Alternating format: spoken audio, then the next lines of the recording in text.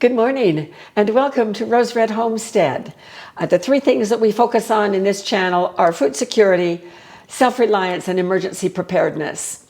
And today we're going to be doing things with emergency preparedness and also food security. This is apple season, or just the tail end of apple season for us. And it's a perfect time at the beginning of fall to make apple butter. Now, apple butter can be a long and drawn out process, but we're going to shortcut it today by quite a bit. We're going to not do the real messy, tedious part because we've already done that. Now, with apple butter, what the usual methodology is that you take fresh apples, and we've had plenty of those this season, and then you essentially make applesauce. You peel them and core them, and then you cook them, and then you run them through a food mill to make them into essentially applesauce. You just don't put any seasonings in, no sugar, no spices or anything. And then you use that milled apple puree to cook down to make apple butter. Well, today, to shortcut that whole long procedure, we are going to start with applesauce. And I have some applesauce on our shelves that was done in 2016. And so it's time to do something with this applesauce. So that is exactly what we're going to do. So I got these two out of our food storage this morning, and this one I have had in our refrigerator. We've been working on this one. So I am using 10 cups of applesauce. Did you hear that pop? That's what we always want to listen for. And it smells just great. And we're just going to dump that right in my slow cooker. Now, this is going to take probably about maybe 10 minutes of my time to get this started. And then the slow cooker is going to do all the work. And so I don't have to worry about peeling and cutting and coring apples.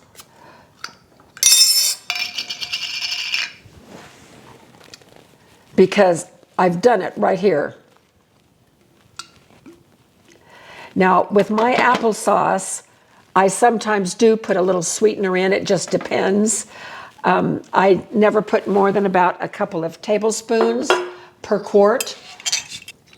So I've cut down a little bit, just a little bit, on the sweetener that I was going to put in here.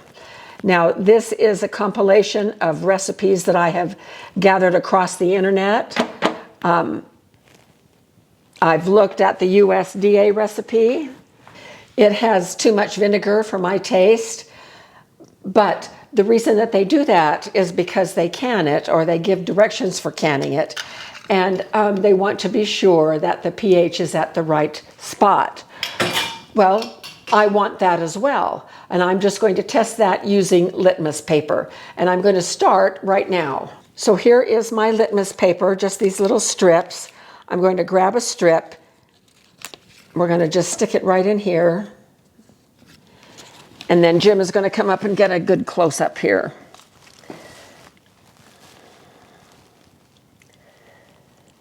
It looks like we are at a 2. Oh my gosh, that is fantastic.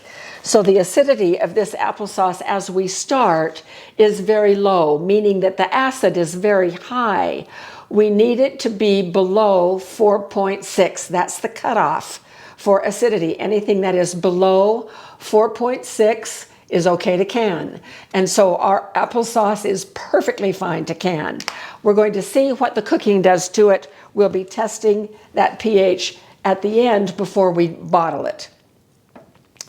Now, to satisfy the USDA, I am going to be putting in a little bit of apple cider vinegar, 1/4 cup. This will enhance the apple flavor and give it enough acidity to make the USDA happy, since we already have a lot of acidity in there. I'm going to put in just a little tiny pinch of salt, not that much at all. It's not even 1/4 teaspoon. I'm going to put in just about the same amount of cloves. And with the spices, just a little pinch of cloves. With the spices, you can put in what you like. Here is a teaspoon of ginger.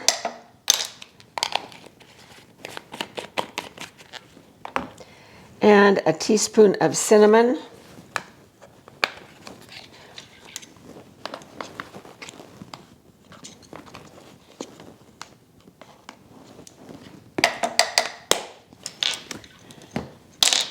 And we're going to give this a good stir. Now, of course, it does not have the amount of sugar in it that is needed for apple butter. So we're going to add that right now and continue stirring. I'm going to put in 1 cup of white sugar and 1 cup of brown sugar.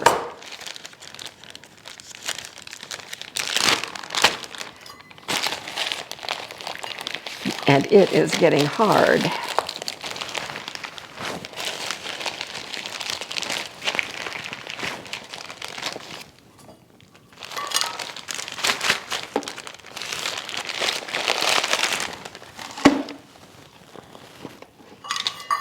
We have all of our ingredients.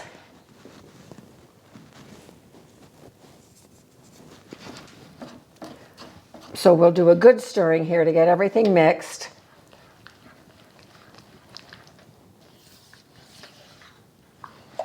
All right, there's the beginning of our apple butter. It looks like we still have a few lumps of sugar. So I will be coming back to stir this as it cooks.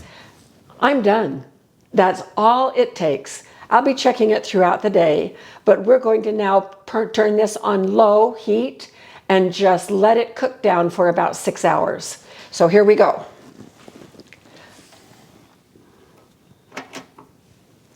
And that's all there is to it. Our house is going to smell so much like fall. I can't wait to enjoy the day while this butter cooks down. Now, I am going to probably just pop that lid off to the side a little bit so the steam can escape and allow the apple butter to, we need to reduce the applesauce to where it is thicker. And it also needs to be smoother. And I'll show you how we're going to do all of that at the end of our 6 hours of cooking. So I'll see you later this afternoon. Well, it has been 7.5 hours. That's how long it has taken this apple butter to cook down to the point where we know it is apple butter. And I'll show you how we know that. And this is from the USDA. So for the past 2 hours, I've been taking little samples and putting them out on this plate. And you can see how it has bled runny liquid, this first one. And then this one, it's better. This one is better. This one is almost done. And this one was just a few minutes ago. And there is hardly any liquid bleeding. And so we are ready. What has to happen next is you can come over and see how much this has cooked down. I'm going to unplug it. And one of the things that happened was that I could tell after an hour on low that it was not going to make the progress that we needed it to. So it has been on high for about 6.5 hours. Notice the change in color, and it has lost, it was up to, I think, probably about right here. So it has lost, I would think, almost half of its liquid. We'll see when we get it jarred up, we'll know for sure. It smells fabulous, it tastes fabulous, but it is not that smooth consistency of apple butter.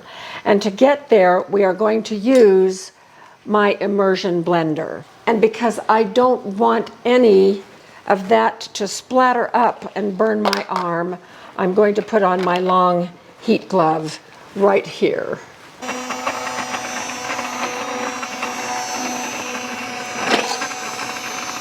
This can be done with a blender, probably more smooth with a blender.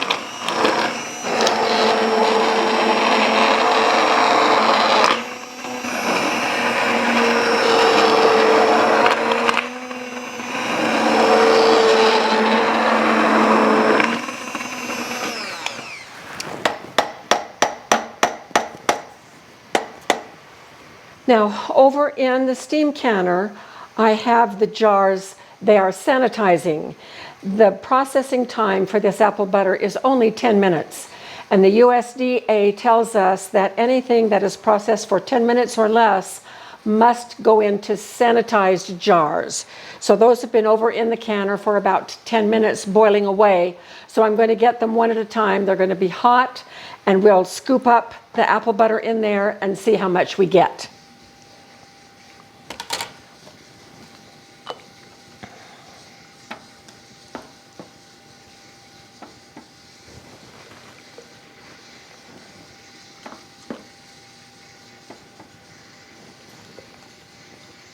And we leave only 1/4 of an inch headspace. So that's about it right there. Oh, that's very hot. So I'm going to make sure that there's no air stuck down in there. Give the rim a wipe.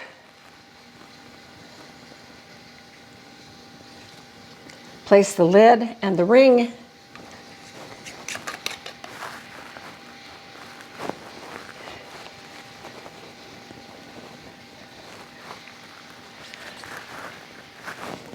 And place it back over in the canner.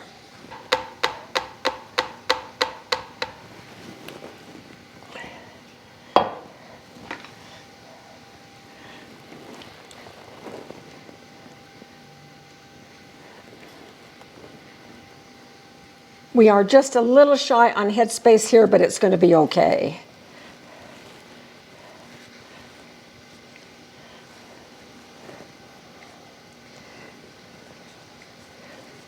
So we started with 5 pints and we're ending up with 3. So that's pretty good. Where are my lids? Oh, right here.